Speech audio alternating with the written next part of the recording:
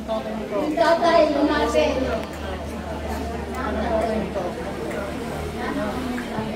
Ako nawawala yung tatay. Hawakan. Yung tatay sa unahan. Bayan. Bayan. Naman.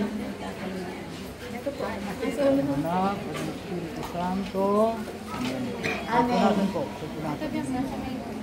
Ngayon naganap na ng Diyos Ama ng ating Panginoon sa Kristo, ang muling pagsilang sa tubig ng Espiritu Santo, ang pagkapahin na langit ay nagpapakilala ng pagluko ng Espiritu Santo sa muling pinili sa binyag.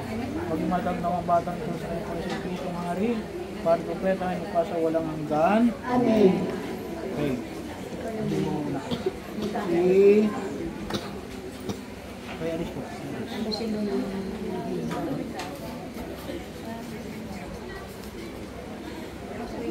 Lian. Lian. Baba mong ulo na yun. Kasonte. Si Lian. Binibig niya kang hawakan ng bata. Lian, binibig niya ka sa mga mama. Ang anak, ang Espiritu Santo. Amen. Punasan.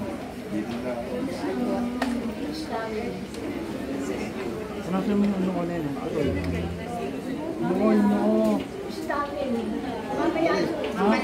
Wala, panyo. Towel. Wala kayong dala. Yan. Punasan yung ulo mo. Ngayon naganap na ng Diyos Ama ng ating Panginoon sa Kristo muling pagsilang sa tubig ang Espiritu Santo. Ang pagkapahid ng Diyos ay papakilalang pagluko ng Espiritu Santo sa isinilang sa binyag. Maging matagdaw ang bata nito sa kanyang po sa Espiritu ng Hari. Para sa pananamdan. Amen.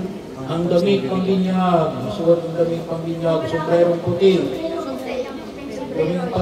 Puting panyo. Ang damit pang binyag ay tanda ng walang pagsilang kay Kristo at ang dakilang karangal ng mga anak ng Diyos na may manatiling wagas at walang pahid doon sa kanyang karangal kung matungo nilang buhay na walang hanggan. Amen. Amen. Saan kayo? Saan sa isla? Saan yung Looban? Doon? Dito po. Kayo, taga saan? Kawiran. Magsisimba paglinggo, ha? Makita kayo paglinggo, no? Oh.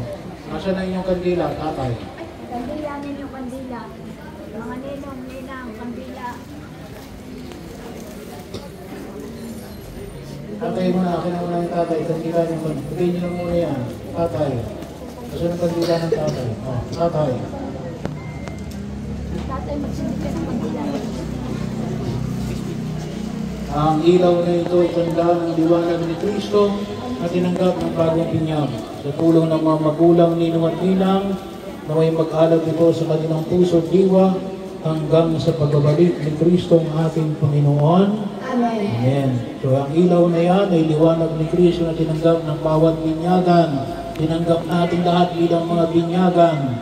At tinanggap ngayon ng mga dalawang batang ito na bagong binyag. Naway may magtanglay sa atin na ang daan upang huwag tayong mapahamak. Iadya tayo sa lahat ng masama. Gabayan tayo ni Jesus sa ating pagkilo sa daigdig na ito.